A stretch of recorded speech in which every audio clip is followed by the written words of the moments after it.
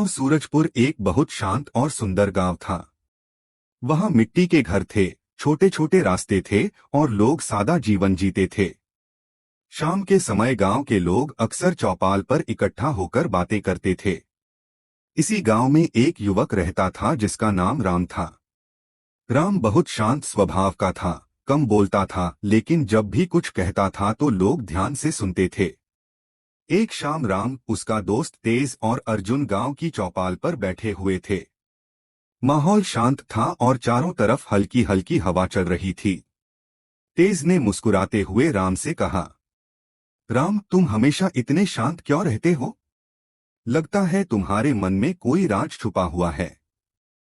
राम हल्की मुस्कान के साथ बोला, हर इंसान के पास कुछ न कुछ राज होता है, लेकिन हर बात सबको बताना जरूरी नहीं होता।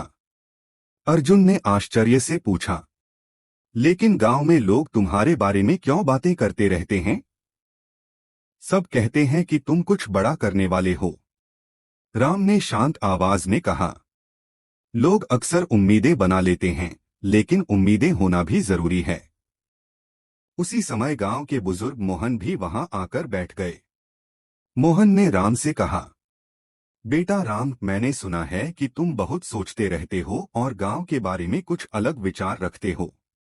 राम ने सम्मान के साथ जवाब दिया, मोहन जी, मैं बस इतना चाहता हूं कि हमारा गांव और बेहतर हो सके।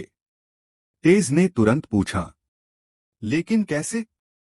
राम ने कहा, अगर गांव के लोग एक दूसरे का साथ दें, एक दूसरे की मदद करें और मिलकर सोचें, तो कोई भी बदलाव मुश्किल नहीं होता। अर्जुन ने कहा, यह तो सही बात है, लेकिन तुम इतना विश्वास से कैसे कह सकते हो? राम ने हल्की मुस्कान के साथ कहा, क्योंकि मैंने लोगों को देखा है। हर व्यक्ति में कोई न कोई क्षमता होती है, बस उसे पहचानने की जरूरत होती है। चौपाल पर बैठे कुछ और लोग भी अब उनकी बातों को ध्यान से सुनने लगे थे।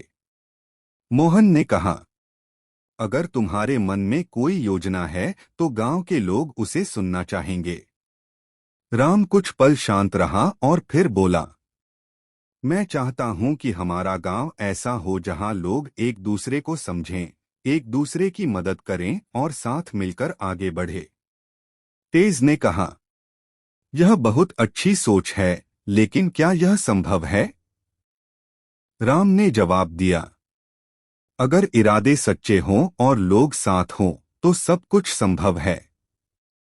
अर्जुन ने मुस्कुराकर कहा, लगता है राम के मन में सच में कुछ बड़ा है। राम ने कहा, यह कोई राज नहीं है, यह सिर्फ एक सपना है। धीरे धीरे गांव के लोग राम के बारे में और अधिक बातें करने लगे। कुछ लोग उसकी तारीफ करते, कुछ लोग सोच में पड़ जाते, लेकिन सभी के मन में एक ही सवाल था, आखिर राम का असली सपना क्या है? राम अक्सर अकेले बैठकर यही सोचता था कि एक दिन वह अपने विचार पूरे गांव के सामने रखेगा। गांव की वही शांत शाम अब एक नए विचार की शुरुआत बन चुकी थी और लोग इंतजार कर रहे थे कि कब राम अपना सपना सबके सामने लेकर आएगा।